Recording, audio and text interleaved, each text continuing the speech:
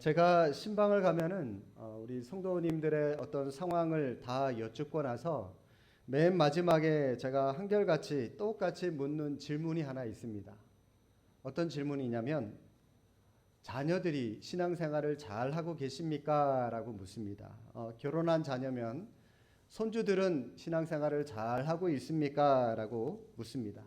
그러면 예, 목사님 신앙생활 잘 하고 있어요 라고 하는 대답을 많이 들었으면 좋겠는데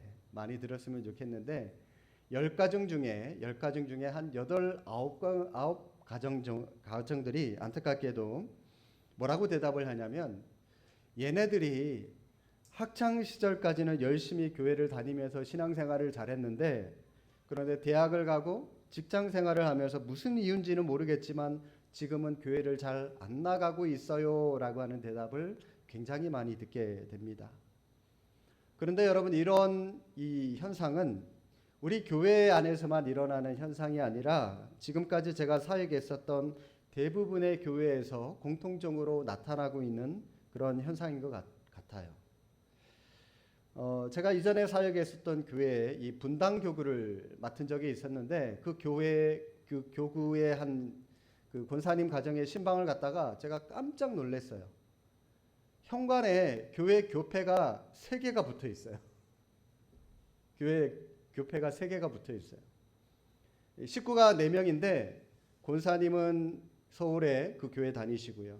남편분은 원래 서울의 교회 그 다니시다가 어떤 상처를 받고요. 집 근처 교회로 옮기셨고 또 아들 둘이 있는데 큰아들은 또 자기 딴에 서울까지 거리가 머니까 그냥 그 분당 안에 있는 젊은이들이 많이 모이는 교회로 가겠다 해서 또 그 교회 다니고 막내는 신앙생활 전혀 안 하고 4명 중에 집에 교패가 현관에 3개가 붙어 있는 그 권사님이 굉장히 미안해하면서 목사님 우리 집안 콩가루 집안 같죠?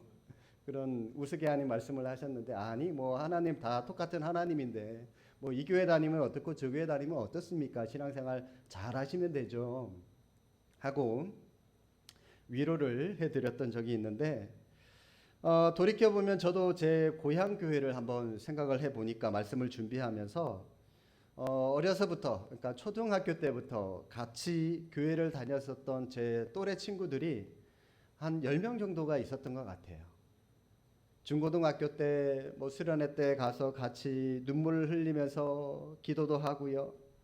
또 문학의 밤 준비한다면서 같이 울기도 하고 웃기도 하고 남의 교회 가서 막 포스터 붙이기도 하고 또 추운 크리스마스 새벽에 새벽송을 같이 다니기도 하고 그러면서 물론 이제 중간에 서서히 뭐 어디 대도시 이런 쪽으로 유학이나 또 외국으로 유학 가면서 또 아버지 어머니 직장 따라서 이사를 가면서 중간에 서서히 떠난 친구들이 없잖아 있는데 현재 한번 보니까 저희 고향 교회는 10명 중에 딱 1명만 지금 다니고 있고 저도 지금 교회 나와 있잖아요. 지금 수원에 이렇게 사역을 하고 있고 여기저기 뿔뿔이 다 흩어져 있는 친구들 포함하니까 10명 중에 제대로 신앙생활 잘 하고 있는 친구들이 한 3명, 4명 정도 되고요. 나머지 6명, 7명 정도는 교회를 전혀 다니고 있지 않다.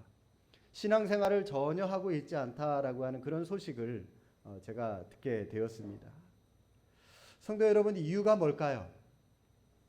왜 학창 시절에는 그래도 교회를 잘 나갔었는데 이 청년이 되고 또 대학교를 가고 직장 생활을 하면서 어른이 되면서 교회를 나가지 않는 사람들로 그렇게 많이들 바뀌게 되었을까요? 이유가 뭐라고 생각하십니까, 여러분?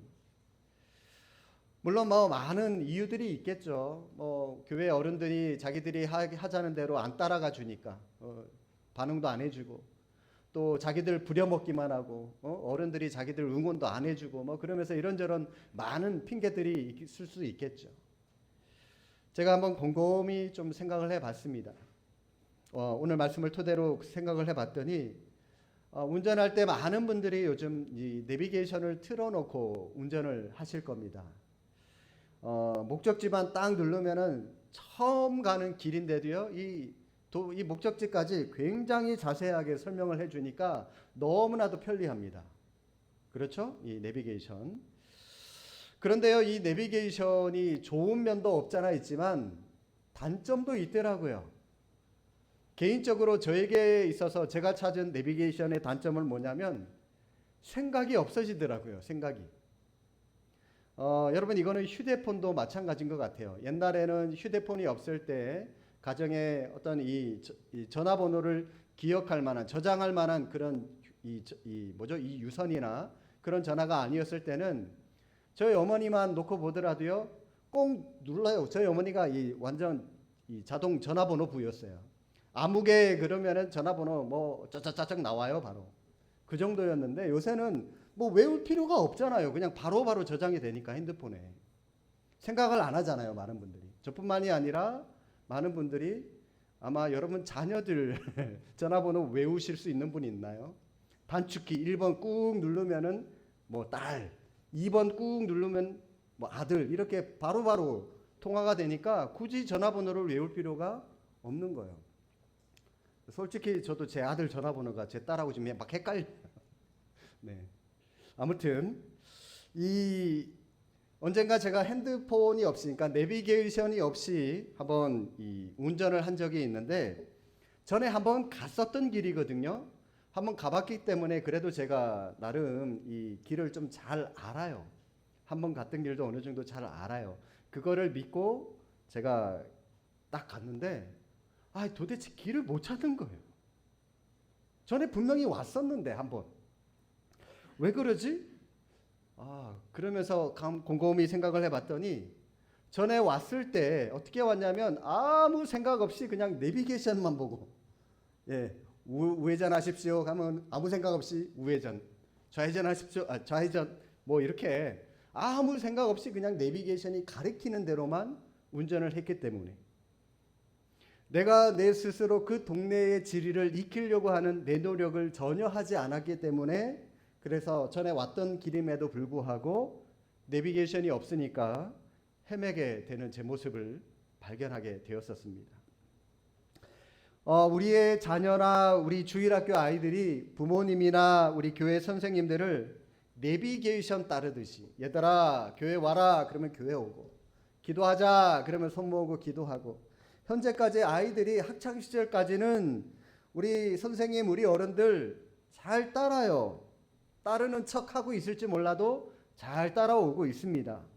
문제는 이 아이들이 어른이 되고 청년이 되고 그러면 이제 어른들의 어떤 가르침이나 이런 것들에서 이제 조금 어느 정도 벗어날 수 있는 그런 때의 나이가 되잖아요. 그러면 여러분 이전까지는 어른의 말이니까 무조건 순종해야지 하는 일방적이고 강압적인 그 말투 때문에 어른이기 때문에 순종했었던 것이 이 대학생이 되고 청년이 되면서 이제는 더 이상 그게 아니거든요. 그러니까 그분들의 가르침이 아이들 마음 깊이 흡수해서 학창시절 때 자신들의 것으로 그것을 받아들여야 되는데 그 순종한 순종이 생각하면서 순종했던 그런 순종이었어야 되는데 전혀 생각이 안 됐던 거죠. 어른들이 이렇게 하라 그러면은 왜 해야 되는지도 모르면서 그냥 어른이니까 그냥 내비게이션 따르듯이 아무 생각 없이 따라갔던 거죠. 그때는 그게 먹혀요. 아이들까지는. 학창시절 때까지는. 그런데 이 아이들의 머리가 커지면서 생각이 커지면서 가치관이 넓어지면서 더 이상 어른들의 말이 안 먹히게 되면 그때부터는 자신들의 생각을 가지고 자신들의 믿음을 가지고 세상을 살아가고 신앙생활을 해야 되는데 아니 생각 없이 어른들 따라오고 믿음 생활했는데 어른들 말로 벗어나면서부터 그 다음부터는 그냥 벙 쪄버리는 거죠. 생각 없이.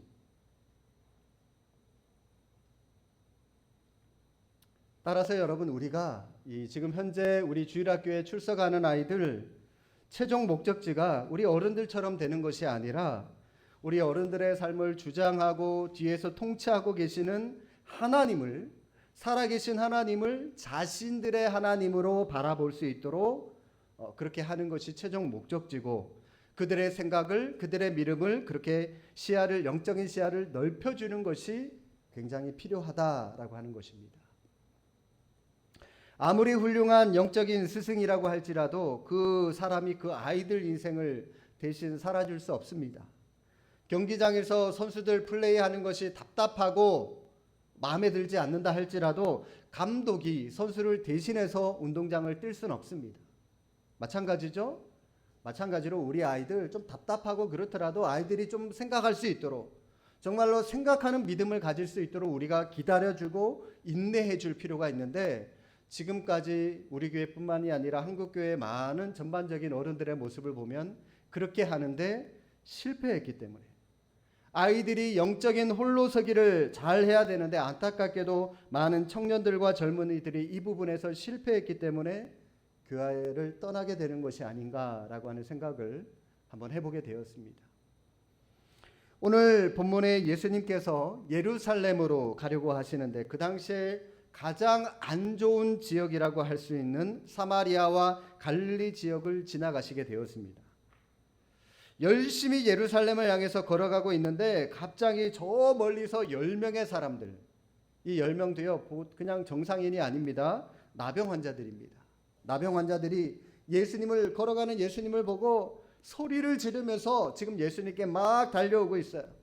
예수 선생님이여, 우리를 불쌍히 여겨 주십시오. 나병을 옛날에는 문둥병이라고 많이 불렀잖아요, 그죠? 네. 요즘에는 한센병이라고 부릅니다. 많이 들어보셨죠? 이 1873년에 노르웨이의 세균학자인 게하르트 한센이라고 하는 사람이 이 나병 바이러스를 발명하면서 그 사람의 이름을 따서 한센병이라고 하는 그런 이름으로 이 나병, 문둥병이 이름이 바뀌었어요. 이후에 이 나병 치료를 위한 연구가 본격화가 되면서 1941년도부터는 특효약이 발명이 돼서 지금 현재는 이 한센병이 완치가 가능한 그런 질병이 되었다고 그럽니다. 와, 의학 기술 굉장하죠? 네. 나병이라고 하는 말이 역사적으로 질병 그 자체보다는 멸시, 천대, 격리, 차별, 편견 뭐 이런 의미가 훨씬 더 많이 담겨져 있기 때문에 현재는 나병을 나병이라고 부르지 않고 한센병으로 그렇게 많이들 부르고 있는데, 저는 오늘 이 성경의 본문을 토대로 해서 나병이라고 하는 말로 말씀을 좀 나누도록 하겠습니다. 당시 나병이라고 하는 병은 이 피부병 중에서도 굉장히 무서운 병이었습니다. 살이 썩어 들어가요. 손가락이 뚝뚝 떨어져 나가요. 코, 귀 뚝뚝 떨어져 나가요. 그래도요 고통을 못 느껴요. 떨어져 나가는데도 고통을 못 느껴요. 통증을 못 느껴요. 그러면서 걸리는 병이 바로 이 나병이죠. 이 나병에 걸린 사람이 오늘 바로 본문의 10명인데, 그때 당시만 하더라도 어떠한 약으로도 이 나병을 고칠 수가 없고 별다른 치료법도 없어요. 그냥 죽기만을 기다리는 수밖에 없는 겁니다. 이것은 오늘 교회 안에 영적인 나병에 걸린 사람도 마찬가지인 것 같습니다. 나병 환자 말씀드렸죠. 자기 손가락, 귀, 코 떨어져 나가도 깨닫지 못한다고 그랬죠. 왜요? 감각이 없으니까. 고통을 느끼지 못하니까. 그래서 어떤 목사님은요, 고통이 하나님의 축복입니다 라고 하는 그런 책도 쓴 목사님이 계신데, 왜요? 고통이, 내가 아프고 감기 걸리고 그것도 하나님께 축복이에요. 왜요? 감기 걸리면 좀 쉬면 되잖아요. 그런데요, 이 통증 없으면은 감기가 쌓이고 쌓여서 나중에는 그 더 큰 질병으로 나중에 폭발해 버리거든요. 그러면은 그때는 내 육신의 질병 손 쓸 수도 없어요.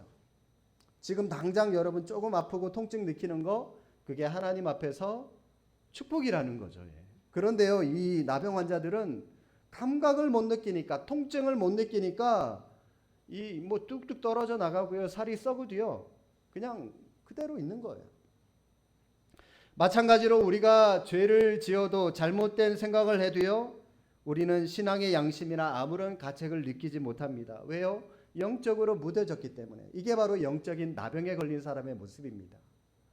틀림없이 내가 잘못된 길을 가고 있구나, 틀림없이 내가 하나님이 싫어하는 일을 하고 있구나 분명히 알고 있어요. 그런데요, 그것을 내가 깨닫지를 못해요. 영적으로 무감각해져 버렸어요. 이게 영적 나병에 걸린 사람이죠. 그런데 오늘 본문에 보니까 이 영적인 나병 뿐만이 아니라 이 10명, 이 나병에 걸린 사람들이 고칠 수 있는 방법이 있구나라고 하는 것을 분명히 알았습니다. 그 방법이 무엇이었습니까? 바로 예수님을 찾아가는 거였어요. 예수님이 자신들의 병을 분명히 고쳐주실 것이다 라고 하는 사실을 알았던 겁니다. 그래서 예수님을 기다리고 있었던 거죠. 그러니까 예수님이 지나가니까 빨리 예수님께 우리 좀 긍휼히 여겨주십시오, 불쌍히 여겨주십시오 하고 이 나병 환자들이 예수님께 다가가고 있는 겁니다. 자, 이 나병 환자들에게 예수님이 뭐라고 말씀하시죠? 14절 보시고 이르시되 가서 제사장들에게 너희 몸을 보이라 하셨더니, 예수님이 가서 제사장에게 당신들의 몸을 보여주십시오 라고 이렇게 말씀하셨습니다. 그러니까 어떻게 됐죠? 14절 계속해서 보니까 그들이 가다가 깨끗함을 받은지라. 자, 10명은 다 예수님을 만났습니다. 그리고 똑같이 또 병고침도 받았습니다. 오늘 본문이 여기서 끝나면 참 좋겠는데 10명의 사람들 모두 병고침을 받고 행복하게 예수님을 잘 믿었더라 라고 끝나면 해피엔딩인데, 그러나 오늘 본문은 그렇게 끝나지 않습니다. 지금 10명의 이 나병 환자들은 예수님의 기도나 예수님이 안수기도해 주셔서 만져주심으로 그들이 치유받은 게 아니에요. 어떻게 나았다고요? 그들이 가다가 깨끗이 나음을 받았다. 가다가 예수님의 말씀대로 제사장들에게 가다가 가는 도중에 길 위에서 나왔습니다. 얼마나 놀랐을까요? 더럽고 추한 자신들의 모습, 자신들의 몸이 깨끗하게 나왔습니다. 너무나도 기뻤을 거예요. 나병 환자들은 예수님의 말씀대로 제사장들에게 가다가 저절로 병이 나았어요. 그러면 당장 다시 돌아가서 유턴해서 예수님을 찾아가서 예수님 감사합니다. 이제부터 제가 예수님 위해서, 아니 세상을 위해서 열심히 살겠습니다. 감사 인사를 전했어야 되는 겁니다. 그런데 성경을 보니까 10명 중에 단 한 사람만 예수님을 찾아와서 하나님께 영광을 돌리고 예수님께 감사했다라고 오늘 본문은 말씀하고 있습니다. 자, 그러면 나머지 9명은 왜 안 갔을까요? 왜 안 갔을까요? 나병 환자들이 지금 제사장에게 가다가 가는 도중에 길 위에서 저절로 병이 나았다는 말입니다. 가다가 나았으니까 이 사람들은 이 병이 우연히 나은 것이다 라고 그렇게 생각을 했을지도 몰라요. 그래서 그들은 이 병을 고친 것이 예수님이 고쳐주신 것이 아니라 우연히 나은 것이다 라고 생각을 했기 때문에 예수님께 돌아와서 감사 인사를 하지 않았던 것 같습니다. 하나님은 우리에게 많은 것을 주셨습니다. 가정을 주시고 자녀를 주시고 가족을 주시고 일할 수 있는 직장을 주시고 경제적인 어려움 없이 살아가는 이 모든 것들이 감사한 것들 뿐인데, 그러나 이 모든 것들이 우연히 내게 주어진 것이고 내 능력으로 내 힘으로 당연한 것이라고 생각하는 사람은 절대로 하나님께 감사할 수 없습니다. 오직 이 모든 것을 하나님이 주신 것이다, 하나님의 은혜로 내게 주신 것이다 라고 생각하는 사람들만이 감사할 수 있는 것이죠. 자, 다시 본문으로 돌아와서 예수님께로 돌아온 사람이 여러분 10명 중에 1명, 그러면 퍼센테이지로 몇 프로요? 10%입니다. 10%. 100% 중에 100분율로 하면 예수님께로 돌아왔습니다. 10%만. 지금 대다수의 사람들은 예수님께 가지 않았어요. 아마 자기들끼리, 이 9명이 자기들끼리 이렇게 얘기를 했을지도 몰라요. 야, 우리 그냥 돌아가자. 우리의 병을 예수님이 고쳤냐? 예수님이 우리한테 안수라도 했냐? 아무것도 예수님이 안 했잖아. 이것은 그냥 우연히 나은 거야 라고 말하는 대다수, 즉 90%가 있는가 하면은 10%는 그 무리에서 벗어나서 조용히 예수님을 찾아와서 하나님께 영광을 돌리고 있었다라고 하는 겁니다. 저는 여러분 직장에서, 사회에서 불의한 90%를 선택하기보다는 정직한 10%를 선택할 수 있는 믿음과 용기가 있기를 주님의 이름으로 축복합니다. 정말 90%가 옳다면 생각하신다면 그 90% 당연히 선택을 하셔야죠. 그러나 90%가 분명히 잘못된 것이라고 하는 사실을 알고 있으면서도 10%를 선택하지 않고 90%를 선택하셨다면 그것은 여러분들이 아무리 여러분 생각이 옳은 생각이라 할지라도 그분 역시, 그 사람 역시 불의한 사람이다라고 하는 거죠. 이 세상에 수많은 사람들이 있습니다. 그러나 이 많은 사람들 가운데 세상을 움직이고 세상을 주도하고 세상을 리더하는 사람은 10%도 되지 않아요. 나머지 90%는 어떤 사람인지 아십니까? 10%가 하자는 대로 그냥 따라가는 사람이에요. 따라가는 사람이에요. 여러분, 그냥 남들이 하자는 대로 따라가는 90%가 되기를 원하십니까? 아니면 세상을 변화시키고 세상을 리더할 10%가 되기를 원하십니까? 가만히 있으면 그냥 90% 돼요. 네, 가만히 있으면. 리더가 아무나 되나요, 여러분? 10%가 아무나 되나요? 아무나 될 수 없습니다. 지금 밖에 보십시오. 이 자기들 시장 하려고 도지사 하려고 아우 시끄러워 죽겠어요. 시끄러워 죽겠어. 얼마나 열정적으로 돌아다니면서 자기들 찍어달라고 리더 좀 해보겠다고 저렇게 난리를 치냐고요. 세상의 리더들도 저런데 여러분 우리가 가만히 있었어야 되겠습니까? 세상을 예수님의 복음으로 능력으로 리더하겠다고 하는 저와 여러분들이 가만히 그냥 앉아 있었어야 되겠습니까? 여러분 각자의 삶의 자리에서 고민하고 믿음으로 세상을 향해서 몸부림치는 사람들, 눈물로 기도하는 사람들, 무릎으로 기도하는 사람들, 최선을 다해서 준비하는 사람들만이 10%가 될 수 있는 겁니다. 10%가. 제가 청년부와 청소년 사역을 약 15년 정도 한 것 같은데요. 제가 사역을 하면서 아이들에게, 청년들에게 늘 동일하게 한결같이 했었던 말이 있습니다. 어떤 말이냐면 많은 고민들을 아이들이 찾아와서 얘기를 해요. 그러면은 이런저런 인생의 선배로서 제가 청년들과 학생들에게 얘기를 해주죠. 제가 알고 있는 많은 성경적인 지식과 어떤 경험들, 그런 것들 다 얘기해주고 나서 마지막에 꼭 이 말을 붙여요. 너 하나님 앞에 무릎 꿇어 기도해. 하나님 앞에 무릎 꿇어 기도하면 절대로 세상 앞에 무릎 꿇을 일 없어. 너 하나님 앞에 눈물 흘리면서 기도해. 하나님 앞에 눈물 흘리면서 기도하면 절대로 세상 앞에 비굴하게 눈물 흘리는 일을 일어나지 않아. 하나님께 눈물 흘려. 하나님께 무릎 꿇어. 이 얘기는 우리 성도님들에게도 마찬가지입니다. 눈물로 무릎으로 하나님께 기도하는 여러분들 될 수 있기를 바랍니다. 돌아온 한 명에게 예수님이 묻죠. 17절 말씀입니다. 10사람이 다 깨끗함을 받지 아니하였느냐? 그 9은 어디 있느냐? 9은 그냥 가버렸어요. 그런데 지금 예수님은 그 9명을 찾고 계십니다. 잊지 않고 계셨어요. 왜요? 그 다음 말씀이 우리에게 힌트를 주는데 19절 말씀 함께 읽겠습니다. 19절. 그에게 이르시되 일어나 가라. 내 믿음이 너를 구원하였느니라 하시더라. 예수님은 그 10명의 병을 고쳐주셨습니다. 그리고 예수님은 고쳐주는 걸로 끝나는 것이 아니라 그 다음에 뭔가를 기다리고 기대하고 계셨어요. 어떤 기대를 하고 계셨습니까? 그들이 다시 돌아올 것을 기대하고 계셨습니다. 왜냐하면 이 사람들에게 아직 주고 싶은 것이 더 있으셨기 때문입니다. 뭘 주고 싶으셨던 거죠? 바로 구원입니다. 구원. 몸이 낫게 되는 것으로 끝나는 것이 아니라 바로 영적인 구원까지 예수님은 그들에게 주고 싶으셨던 겁니다.